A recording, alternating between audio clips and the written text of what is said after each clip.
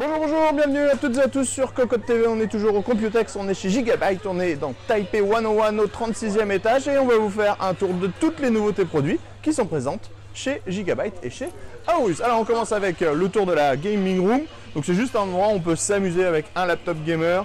On a les sièges de la marque, faire le tour complet, et on a un petit simulateur automobile là-bas qu'on va aller voir.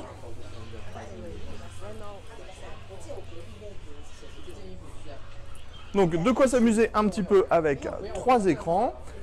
On va pas vous faire de démonstration parce que je suis très mauvais sur les jeux de voiture, ce qui n'est pas vrai du tout, je sais pas pourquoi je dis ça en plus. Et on a cette petite machine ici qui est intéressante.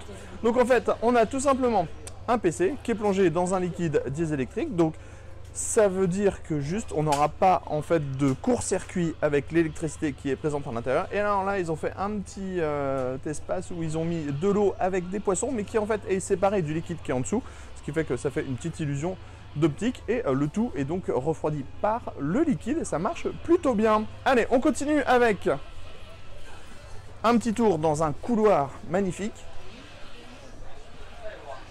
Vous allez pouvoir avoir le droit aux quelques babes Aorus en même temps.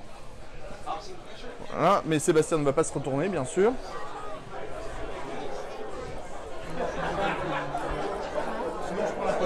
Et on se lance avec, ici, le X9 DT. Donc, nouveau processeur en 8e génération avec de l'hexacore. On a le 8950 HK.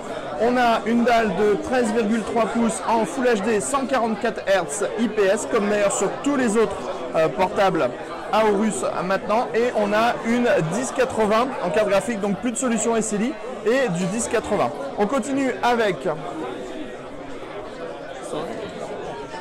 le X7. Alors là aussi on passe sur de la 8e génération, de la GTX 1080. On a de l'écran en Full HD de nouveau en 144 Hz IPS. On a bien sûr du SSD qui est en PCI Express, de la DDR4 en 2666. Et le X7 DT va aussi être décliné en XO5. Le V8 que vous voyez à côté, c'est juste pour dire qu'on est passé à la 8e génération. Donc bien sûr, après on retrouve tout ce qui fait le Aorus avec le clavier RGB, le châssis aluminium-magnésium. Et donc comme on le disait, passage partout de toutes les dalles en 144 Hz IPS, SSD, PCI Express. On continue avec les sabres. Sorry. Donc on a 2 sabres avec des gens qui ne veulent pas qu'on passe sur la vidéo, hein, bien sûr. Donc on a le sabre 15 et le sabre 17. On est toujours sur du processeur en 8e génération avec le 8750H. On a de la GeForce GTX 1050, 1050 Ti, 1060. On a de l'écran en Full HD avec le 120 Hz et du SSD en PCI Express qui va à 2000 MHz, DDR4 et donc 2 châssis. Ça commencera en tarif à partir de 1099 €.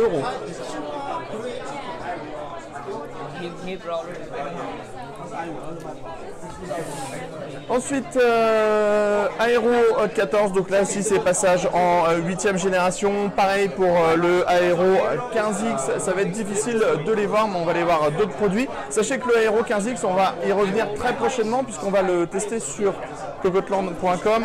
C'est un design slim. On a le design slim, on a les bezels qui sont hyper fins sur les côtés. On a du Core i7 8750H, de la GTX 1070 et de l'écran 15 pouces Full HD avec du 144 Hz. Et ce qui est intéressant, c'est qu'on est sur une taille de châssis en 14 pouces avec une dalle en 15,6 pouces. On continue par là-bas.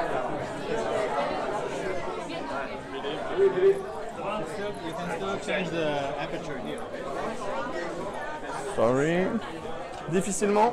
Nouvelle souris donc, qui s'appelle la M5. On a un capteur PixArt à l'intérieur, un 3398, 16000 dpi, pas mal de boutons, on a du RGB partout et on a un nouveau système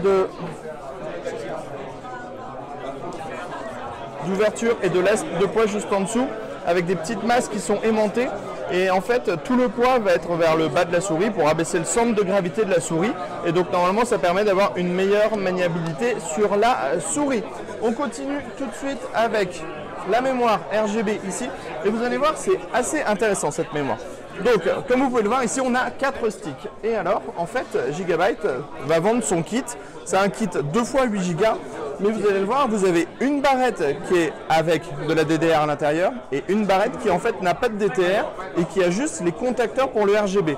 Donc quand vous allez acheter votre kit 2 x 16, 2 x 8 Go pour 16 Go, vous allez avoir 4 barrettes comme on le voit ici. C'est pour avoir un éclairage qui est complet et pour avoir un éclairage RGB complet à l'intérieur du PC.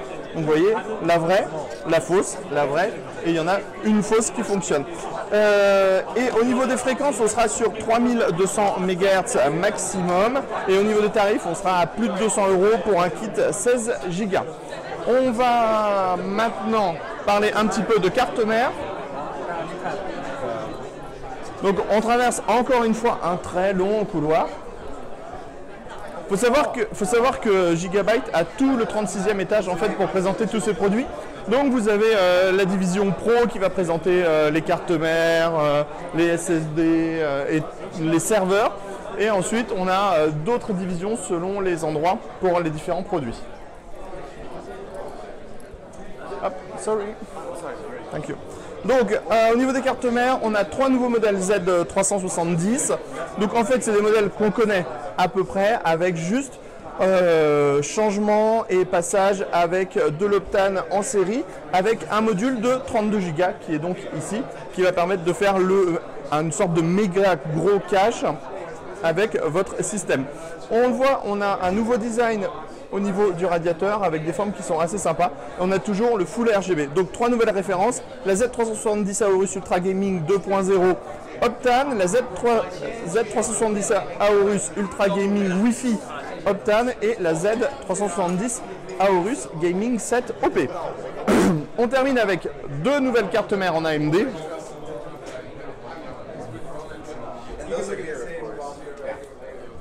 Hop. Alors, on va commencer ici avec celle-là. Donc ça, c'est tout simplement une carte mère en B450. Donc pour le moment, il n'y a pas d'info technique, il n'y a pas de tarif puisqu'on est sur en fait un produit qui est encore un mock-up et qui n'est pas encore finalisé. Bon, on voit le socket AM4, de la DDR4, 24 broches ATX, 6 SATA, le radiateur au-dessus du chipset, 3 PCI Express 16X et la possibilité de mettre 2 modules M2, un full size et un 2280. Ensuite, on a